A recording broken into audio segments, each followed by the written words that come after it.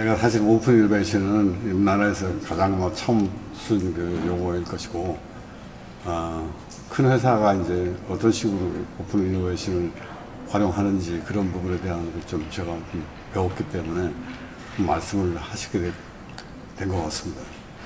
제가 지금 이렇게 단체에 있거나 아니면 큰 회사에 있다가 이제 작은 회사하고 나와가지고 저도 창업한 지 6개월쯤 됐는데 여러 가지 어려운 일이 많죠.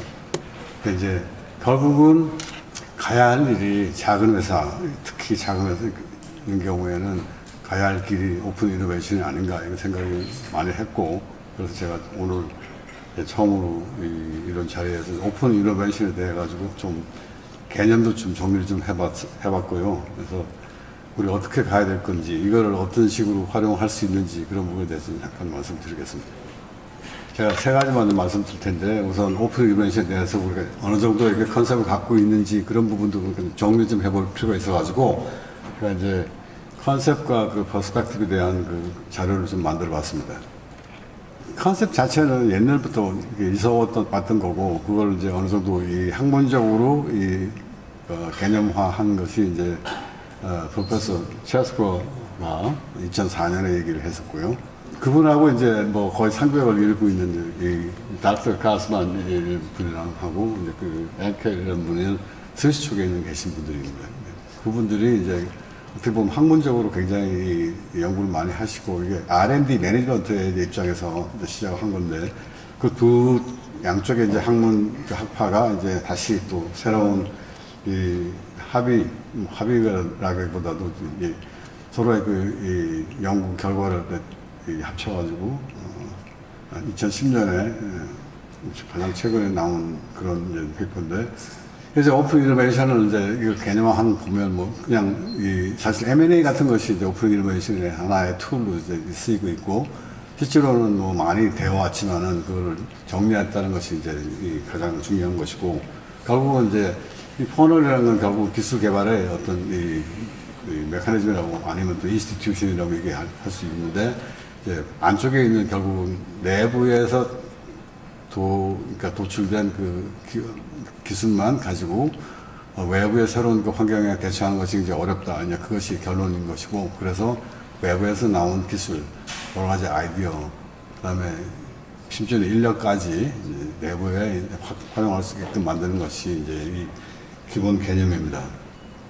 그래서 아까 말씀드린 그 미국 쪽에 이제 체스코하고 닥터 가스판 쪽에 같이 이제 만들어낸 그 페이퍼가 아주 괜찮은 페이퍼가 나와서 제가 소개를 해드리는데, The Future of Open Innovation 이런 페이퍼가 2010년에 나왔고요. 거기에서 커멘트되어 있는 여러 가지 중에 중요한 것들이 있는데, 이 9 perspectives needed to develop open innovation more fully. 쉽게 얘기하면 오픈 이노베이션을 최대한으로 활용하기 위한 어떤 그 전망이나 개념 같은 정리를 했는데, 그 굉장히 마음에 와닿습니다. 보면 첫 번째가 스페이셜 퍼스펙티브. 쉽게 얘기하면은 뭐 공간적으로 이제 이노베이션 자체가 굉장히 확산되어 있기 때문에 굉장히 더 쉬워졌다. 이제 그것이고, 두 번째는 스트럭처럴 퍼스펙티브. 그러니까 지금 사실 어떻게 보면 스트럭처럴 퍼스펙티브가 제일 중요한, 우리가 알고 있는 소위 말하는 개방형 혁신의 이제 기본인데, 결국은 이제 외부에서 이제 갖고 들어오는 그런 아이디어 또는 R&D의 프로그램이 많아진다는 그런 뜻이고요. 그 외에는 이제 우리가 잘 생각지 않은 것들이 있습니다. 그러니까 유저 퍼스펙티브. 기술의 최종 사용자가 이 기술 개발의 초기에 얼마만큼 개입을 할 수 있는지, 그런 부분들도 굉장히 중요하다. 결국 기술 개발이 최소한 어떤 방향으로 가야 되고, 결국 최종적으로 우리가 목표를 달성하기 위해서 더 중요하다. 이런 뜻으로 이제 보이고요. 다음에는 이제 서플라이어. 기술을 개발하려면 모든 것이 다 이제 내부에 있는 것이 아니기 때문에 서플라이 체인은 어떤 게 중요하죠. 근데 이제 그 서플라이어들이 갖고 있는 퍼스펙, 기술에 대한 기대, 이런 부분들이 빨리 융합이 돼야 된다는 뜻이고요. 레버리징. 기존에 있던 이제 기술을 어떻게 잘 활용하는 것이 중요하다는 그런 뜻입니다. 여기에 지금 이제 말씀드린 이유가 뭐냐면, 유저와 서플라이 같은 경우는 이제 근데 시작 개발의 경우에는 유저는 환자가 되고, 아니면 그 처방을 쓰는 의사가 되는 것이고, 실제로는 또 그걸 다시 또 지배를 하게 되는 말하자면 보험이라는 같은 페이어. 그러니까 소위 말하는 페이션, 프리스크라이버는 페이어가 굉장히 중요한 게 되는 거고, 서플라이의 경우에는 이제 CRO나 아니면은 CMO 그런 쪽이 이제 같이 되는데, 실제로는 작은 회사의 입장에서 보면 직접 글로벌 딜을 하기가 굉장히 어렵기 때문에 중간 단계의 기술 개발 또는 중소기업의 그 범주를 넘는 좀 대기업 같은 그런 회사들이 어떻게 보면 서플라이어가 될 수도 있고 유저가 될 수도 있거든요. 그래서 그런 부분들 우리가 어떤 식으로 잘 활용을 해야 되겠다 이제 생각을 좀 했습니다. 그 다음에 중요한 것은 이제 프로세스 퍼스펙트. 이 프로세스 아까 말씀드렸듯이 그림에서 보여줬듯이 밖에서 안으로 들어올 수도 있고, 또 중간에는 요즘 다이베스먼트 또는 스핀오프 굉장히 많이 하잖아요. 그러니까 그런 부분들이 안에서 밖으로 나갈 수도 있고, 또 나왔다가 들어갔다 하는 그래서 뭐 커플된 것도 있다. 이제 우리가 잘 아는 내용이지만 실제로 저런 걸 문자화하는 것이 이렇게 중요할 것 같다는 생각이 듭니다. 그 다음에 툴 퍼스펙티브. 그걸 하려면 어떤 식으로든지 시스템을 갖춰야 되니까. 나중에 잠깐 보여드리겠지만 그것이 시스템이 될 수도 있고 아니면은 어떤 조직이 될 수도 있죠. 그러니까 툴이라는 걸 결국 쓸 수 있는 것들이니까. 그 다음에 중요한 건 institutional perspective. 이것이 제가 보기에는 굉장히 중요한 것 같아서 제가 좀 빨간 글자로 써놨는데, free revealing of innovation, finding, discoveries, and knowledge is a defining characteristic of the open innovation. 우리가 free revealing이 굉장히 어렵죠. 그렇지만 이제 우리가 뭐 학교 같은 데 가면은 여러 사람들이 모여가지고 자기 아이디어나 아니면 자기가 발견한 새로운 발견들을 갖다 많이 발표를 하잖아요. 그런 부분들이 생각에 오픈 이노베이션의 굉장히 큰 중요한, 그리고 그것이 정말로 독특한 그런 것들이에요. 저희들이 이제 이 개방형 혁신을 하기 위해 가지고 생각 바꿔야 되는 것들이 참 많이 있을 것 같다고 생각합니다. 그 다음 마지막으로 컬처 퍼스펙티브. 여기 보면은 이제 starts with mindset이라는 말이 있어요. 이제 마인드셋이 없어가지고는 개방 혁신을 할 수가 없다는 얘기고, 그 중요한 것은 외부의 컴피텐스 그리고 노하우를 가치를 쳐줘야 된다는 거죠. 그러니까 그런 외부에 있는 어떤 그런 지적 재산이라든지 아니면 노하우, 유무형 재산을 가치를 쳐줘야 된다. 그런 부분입니다.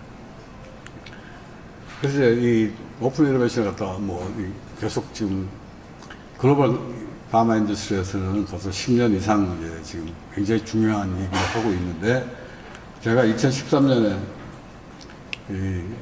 어디선가 지금 했는지 잘 모르겠는데, 그러니까는 A Survival Path for Biopharma Innovators라고 해서 얘기를 했던 게 있고, 그 중요한 내용에 보면은 여기 제가 있던 MSD라는 회사하고 파트너가 각자 갖고 있는 엑스퍼티즈를 합해가지고 결국은 이제 성공을 위해서 같이 합치자 이런 얘기를 했던 것이고, 그 외에 이제 글로벌 컴퍼니를 제가 좀 찾아보니까 아스트라제네카 같은 경우도 이 웹사이트가 아예 나와 있더라고요.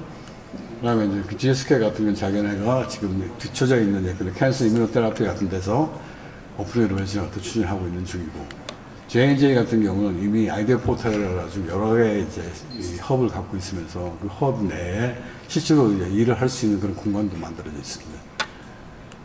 일라릴리 같은 경우는 아예 웹사이트를 통해가지고 드럭 디스커버를 갖다 같이 콜라보레이션 할 수 있게끔 그렇게 만들어져 있고요. 그러니까 이런 것들이 이제 툴이 되는 거니까.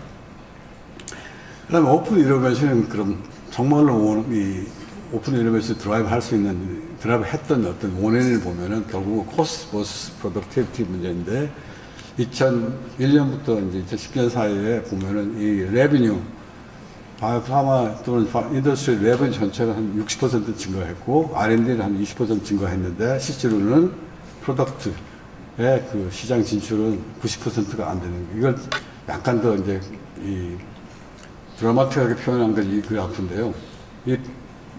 이것이 이제 이 시장 진출량 의약품이고, 그 다음에 R&D 코스트 얘기 올라가 있는. 그러니까 이제 저런 거 보면 굉장히 이제 쇼킹하겠죠. 그러니까 전체 인더스트리 차원에서 보면. 그게 재밌는 데이터가 하나 있는데, 일라일리, 워크, 로시, 세 개의 아주 리프레젠테티브한 글로벌 파마의 그 프로덕티비티를 과거 50년 동안 분석을 했더니 거의 일직선이라는 거죠. 세 개의 회사가. 똑같다. 그런데 실제로는 이 결국은 과거 50년 동안에 달라진 게 하나도 없다 그런 얘기예요. R&D는 굉장히 많이 늘어났고 사람도 엄청 많이 늘어났죠. 그런데 달라진 게 없다. 그런 얘기는 뭐냐면 결국 프로덕티브도 굉장히 나쁘다 이렇게 된 거죠.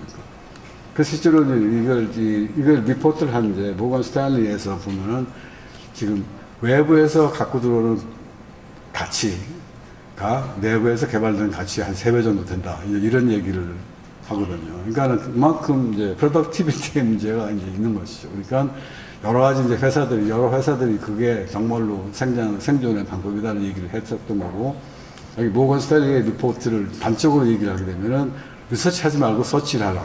뭐 이런 식으로 얘기가 이제 나온 거죠. 그 약개발의 위험도 아니면 그 확률 부분은 뭐 얘기가 약 5,000개 내지 1,000개 그 디스커버리부터 시작해가지고 전임상에 들어갈 수 있는 것이 5,000 내지 10,000분의 1이고 임상에 일단 들어가게 되더라도 FDA 성공 가능성이 20분의 1밖에 안 된다. 5%. 그런 정도. 요거는 이제 최근 데이터 2007년부터 2011년 사이에 보면은 전임상에 들어간 것은 3%. FDA 승인 받을 확률이. 임상 1상에 들어가면 5%그 정도 되거든요. 그러니까는 그만큼 어렵다는 건데 결국 이것이 실력이 없어서가 아니고 오히려 레귤러토리 그 시스템이 훨씬 더 강해졌기 때문에 그렇게 되는 것이다. 이제 그것도 이제 하나의 문제인 것이죠. 그것을 나쁘다고 얘기할 수는 없죠. 근데 더 좋은 약을 만들게 하기 위해서 그런 시스템이 갖춰진 거니까. 이제 그렇게 오픈 이노베이션과 그렇지 않은 이제 클래시컬한 그런 R&D의 코스트 베네핏에 이제 그 커브를 보면은 처음에 혼자서 하면은 전부 다 모든 것이 다 이제 비용이 좀 나한테 전가되기 때문에 비용이 굉장히 점점 늘어나다가 이제 그 다음에 론칭하고 난 다음에 어느 정도 이제 프로핏을 보는 것이죠. 근데 이제 오픈 이노베이션 하는 경우에는 중간에 근데 이 모든 비용을 내가 부담할 필요가 없기 때문에 그 다음에 또 하나는 개발 기간이 훨씬 짧아지니까 실제로는 이 마켓 론칭 기간이 굉장히 짧아지죠. 짧아지는 대신에 그만큼 비용이 줄어드는 거죠. 검은 줄은 이제 오픈 이노베이션 하는 경우에 그 코스트 베네핏에 대한 그 커브가 이렇게 될 것이다라고 이제 예상하는 그런 부분이 있습니다. 물론 하나의 그 드러그 혼자서 다 독점해가지고 블록버스가 나오면 이렇게 큰 프로핏이 생기긴 하지만 그렇지만 이것이 이렇게 될 수 있는 확률을 아까 말씀드린 대로 3% 5%밖에 안 되는데 이 코스는 사실 어떻게 보면 거의 항상 일어난단 말이죠. 그러니까 이제 그런 면에서 보면은 이런 그 오픈 이노베이션에 대한 그 커브가 훨씬 더 매력적이다. 이제 그렇게 보는 거죠. 그래서 지금 이게 중요한 거는 이제 시장에 빨리 들어갈 수 있다. 그 다음에 또 하나는 여기에 이제 지속적으로 계속 늘릴 수 있는 프로핏 플랜들이 생길 수 있다. 이제 그런 것이 이제 중요하다.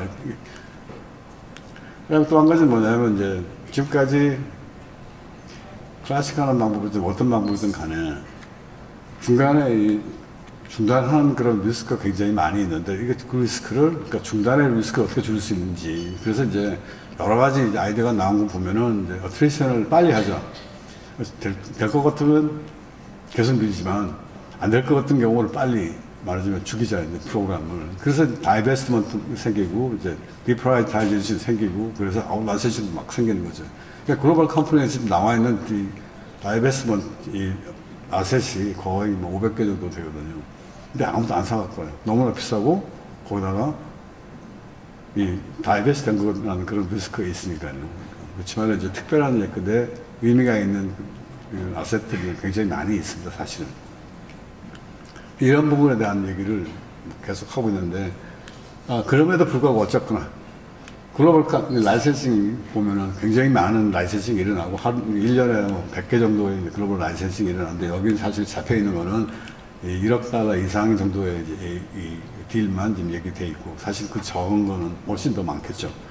그래서 뭐 이렇게 잘 안 보이니까 이제 글자로 이제 숫자로 만들어 보면 이제 클리니컬 스테이지에만 벌써 한 60개 정도 매년 한 5, 60개 정도 되고 그다음에 클리니컬 스테이지에도 50개 내지 90개 또는 100개 정도까지 있습니다. 그래서 이제 시장의 상황이라는 건 뭐냐면 기술 사업관 쪽이 굉장히 많이 있다는 거예요. 무슨 얘기냐면 살 수 있는 기회가 많다는 거죠. 그렇다면은 우리도 더 많은 기술을 갖다가 팔 수 있게끔 만들어야 되는데 아까 말씀드린 오픈 이노베이션 여러 가지 프로세스 중에 이제 이거를 조금 더 최근에 어떤 프로세스를 통해서 일어나는지 부분을 잠깐 보면은 처음에 오프닝이라는 얘기가 중요해요. 여기는 이제 중요한 여러 가지 변화들이 있어야 되겠죠. 그 다음에 이제 세마이 오픈, 그 다음에 오픈, 그 다음에 인테그레이트. 이 부분에 대한 것이 상당히 중요한 것 같습니다. 그래서 이제 결국 오픈을 할 수는 있는데 결국 그걸 가지고 어떻게 내가 베네핏을, 프로핏을 만들 수 있는지 그런 부분에 대한 거를 이 페이퍼 한번 보시면은 괜찮을 것 같습니다. 이거는 오스트리아 그룹이 이제 그동안의 오픈 이노베이션의 히스토리를 쭉 분석하면서 어떤 식으로 혜택을 받을 수 있는 방법이 뭐가 있겠는가 하는 것에 대한 분석입니다. 그리고 우리가 이제 뭐 이런 오픈 이노베이션을 통해가지고 그러면 내가 제보면 좀 자극적이지만 중소기업이나 하는 벤처기업은 유일한 루트라고 말씀드렸는데 사실 유일한 루트거든요. 작은 기업들이 끝까지 예컨대 이 블록버스터를 만들 수 있다고 저는 절대 그렇게 생각 안 합니다. 그래서 그러니까 결국은 어딘가에 기술을 공유를 하거나 아니면은 뭐 M&A를 하거나 아니면 협력을 하거나 어떤 식으로 해야 되는 거죠. 그 얘기가 결국 협력이나 아니면 뭐 기술 공유든지 뭐든지 간에 그게 오픈 이노베이션 하나의 그 개념 내에 이게 들어있기 때문에 결국 그렇게 갈 수밖에 없다는 얘기고, 이거는 제가 좀 저뿐만 아니고 여러분들 여기 계시는 분들이 거의 대부분 느끼고 있는 거지만 결국 우리가 좀 더 좋은 저희 말은 이노베이티브하고 그 다음에 디퍼런시에이티드 혁신적이고 차별화된 그 제품을 만드는 것이 중요한 거기 때문에 그거는 결국 우리가 오픈 이노베이션 통해서 이렇게 할 수 있다. 이렇게 좀 될 수 있으면 좋겠다는 생각이 들고요. 그 다음에 하기 위해서 뭘 해야 되느냐. 이 슬라이드는 그냥 여러분 보시면 바로 그냥 아시는 거죠. 이렇게 넘어가겠습니다.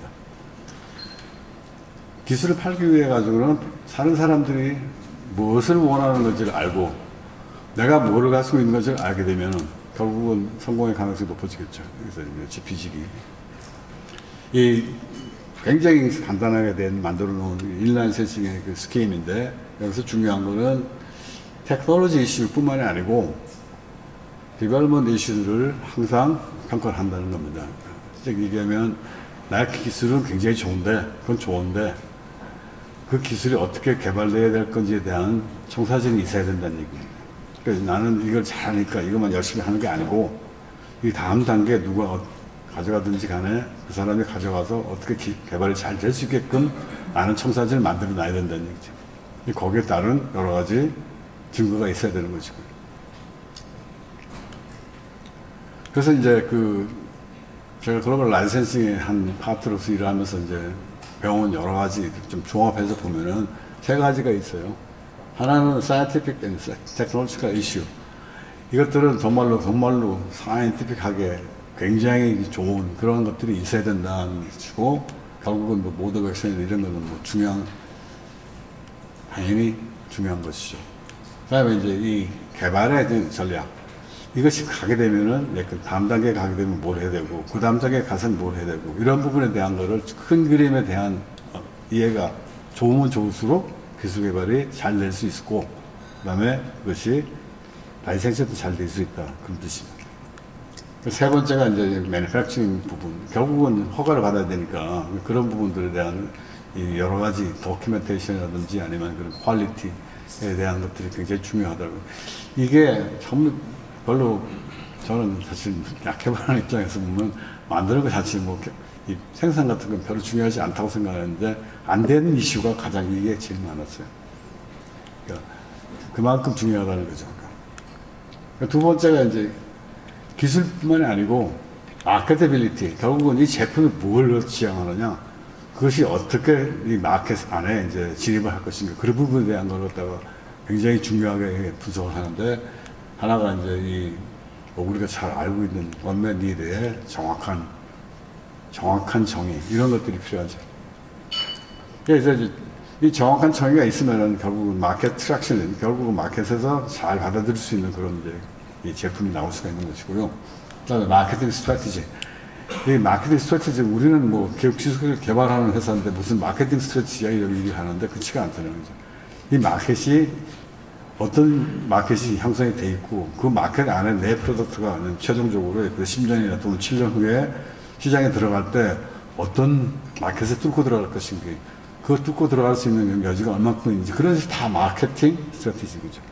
우리가 지금 가가지고, 세일즈를 어떻게 하고, 근데 우리가 무슨 애들 어떤 식으로 하고, 뭘 좀, 이렇게 해서 TV에 보여줘. 그게 마케팅 스트래티지가 아니고, 그러니까 기술 개발의 입장에서 보면은 이 제품이 어디 가서 어떻게 론칭이 되고, 어떤 식으로 어떤 환자들한테 쓰이게 되고, 그래서 어떤 효과를 얻을 것이다.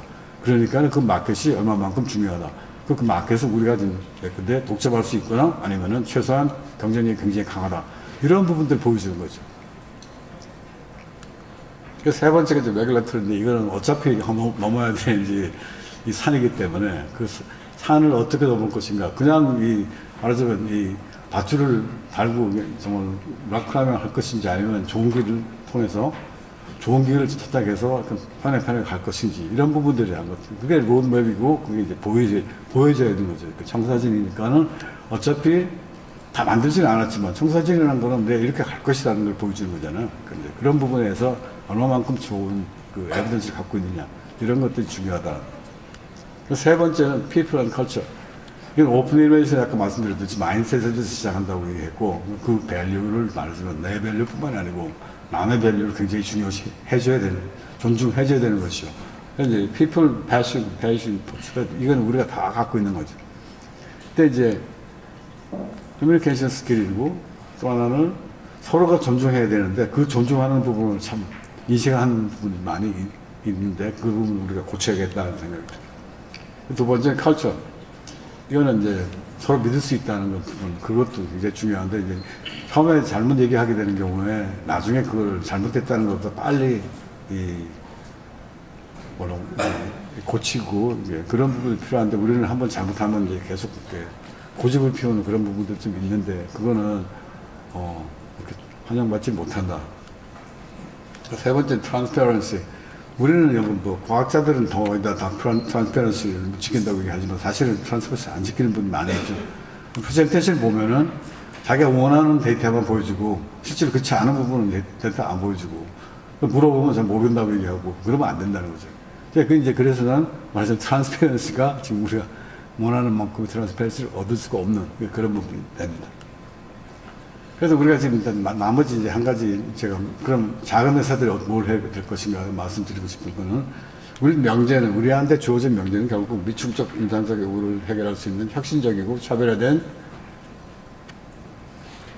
의약품 개발과 그리고 글로벌 시장 진출인 거죠. 그렇다면 여기 5개 키워드가 있는 건데, 그 5 키워드 각각 뭘 뜻하는 것인지 조금 그 안에 들어있는 요소를 살펴보면은, 미충적 임상 요구는 결국 임상 과학에서 어떤 클루를 잡아야 되는 거죠. 우리가 그냥 거기에 뭐가 있다라는 게 아니고, 정말로 그런 환자들이 어떤 문제를 갖고 있고, 그 문제를 어떻게 해결할 수 있는지에 대한 상세하게 정보를 얻어야 된다는 겁니다. 그래서 혁신적인 거는 당연히 신규한 어떤 발명, 차별화. 당연히 지금 현재 시장하고 또는 앞으로 미래에 시장에 들어올 다른 제품하고 어떻게 차별화시킬 것인가. 모드 오브 액션 같은 것이 이제 차별화될 수가 있는데, 그 모드 오브 액션이 결국은 더 좋은 것인가, 그런 부분들에 대한 증거를 가져야 되는 것이죠. 그 다음, 의약품 개발은 우리가 지금 늘 하고 있는 일이기 때문에 제가 말씀 안 드리겠고, 글로벌 시장 진출하는 결국은 라이센싱, 파트너링, 마케팅, 그런 부분인데, 아까 말씀드린 그 글로벌 라이센싱 하는 사람들의 그 마인드셋이나 아니면 자기가 원하는 그런 분석 또는 요소, 이런 것들에 대한 우리가 잘 알고 거기에 맞춰야 된다는 거죠. 우리가 갖고 있는 것이 이 여기 전체를 보면은, 작은 회사들인 경우는 거기에 근데 10분의 1 아니면 20분의 1 정도밖에 안 갖고 있을 겁니다. 물론 좀 더 크면은 이제 나름대로 갖고 있는 요소 또는 강점이 많겠지만은, 나머지 부분은 어떻게 받아들여야 되는데, 그걸 우리가 오픈 이노베이션으로 받아들일 수밖에 없겠다 하는 말씀. 그것이 이제 제 결론입니다. 감사합니다.